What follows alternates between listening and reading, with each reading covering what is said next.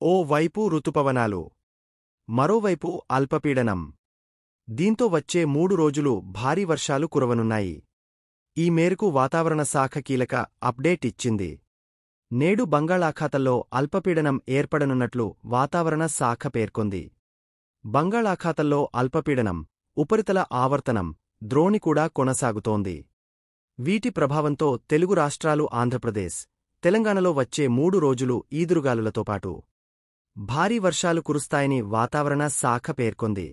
ఆంధ్రప్రదేశ్ రాష్ట్రంలో మరో 3 రోజులపాటు పిడుగులతో కూడిన మోస్తారు నుంచి భారీ వర్షాలు అవకాశముందని ఎన్డీ ప్రఖర్ జైన్ తెలిపారు. ప్రజలు అప్రమత్తంగా ఉండాలని సూచించారు. శనివారం శ్రీకాకుళం, విజయనగరం, మన్యం, ఎన్టీఆర్, గుంటూరు, బాపట్ల, పల్నాడు, ప్రకాశం, నెల్లూరు, కర్నూలు, నంద్యాల, అనంతపురం, శ్రీ సత్యసాయి, వైఎస్సార్, అన్నమయ్య, చిత్తూరు, తిరుపతి జిల్లాల్లో మోస్తారు నుంచి భారీ వర్షాలు కురిసే అవకాశముందన్నారు.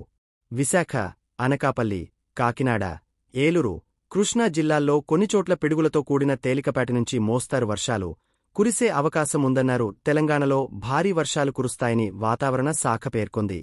దక్షిణ కోస్తా ప్రాంతాలపై ఉపరితల ఆవర్తనం కొనసాగుతోందని, 2 రోజులపాటు తెలంగాణలో మోస్తరు నుంచి భారీ వర్షాలు కురుస్తాయని పేర్కొంది. గంటకు 30 నుంచి 40 కిమి వేగంతో గాలులు వీస్తాయని తెలిపింది. అయితే తెలంగాణలో భారీ వర్షాల నేపథ్యంలో అధికారులు అప్రమత్తంగా ఉండాలని సీఎం రేవంత్ రెడ్డి ఆదేశించారు. ఇవాళ హైదరాబాద్తో పాటు అంతటా వర్షాలు పడుతాయని వాతావరణ శాఖ పేర్కొంది.